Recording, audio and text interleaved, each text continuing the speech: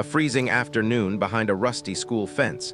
A hungry little boy standing alone, pretending he wasn't starving, watching other kids eat their lunch.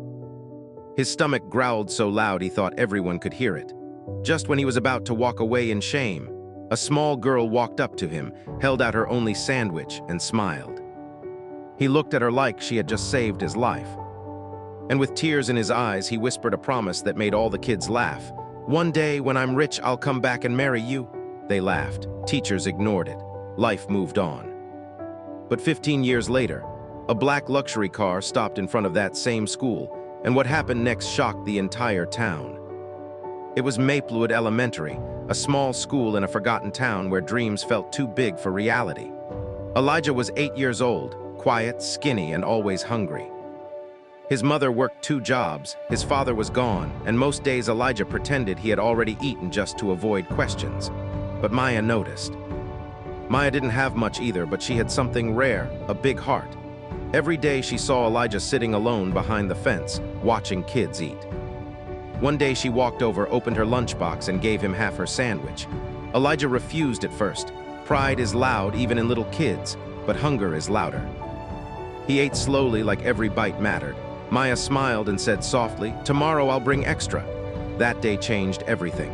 Kids started teasing them. They called Elijah poor, called Maya foolish. One boy laughed and said, "You'll never be anything." Elijah stood up, shaking, and said the words that stayed in Maya's heart forever. "One day I'll be rich. And I'll marry Maya because she's the only one who cared."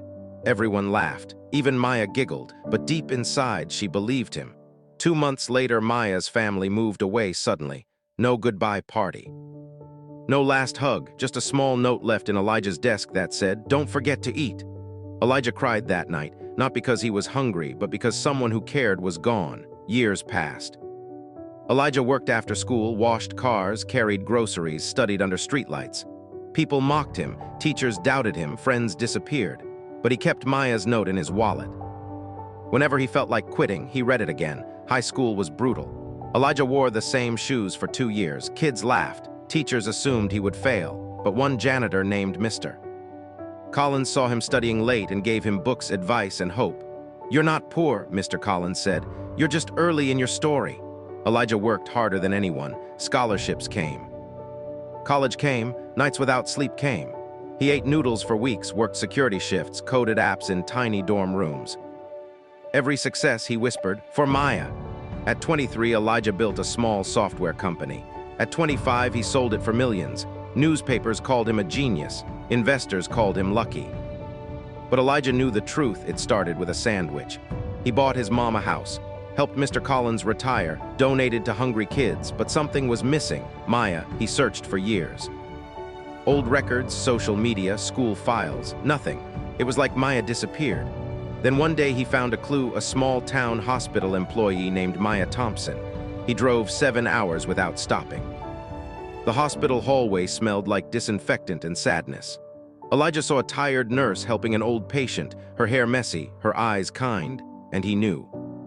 "Maya," she turned slowly, confused, until recognition hit.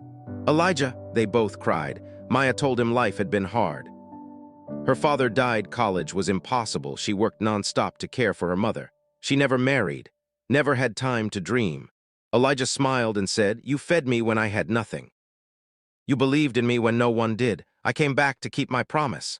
A week later, Elijah returned to Maplewood School. Cameras, teachers, students everywhere. He donated millions to build a free lunch program so no child would ever stand hungry behind a fence again. Then he walked to Maya, kneeled, and said, "You gave me your only sandwich. Today I give you my whole life. Will you marry me?" The crowd cried, teachers cried, the kids who once laughed stayed silent. Maya said yes. Their wedding wasn't about money, it was about kindness. A sandwich became hope. A promise became destiny.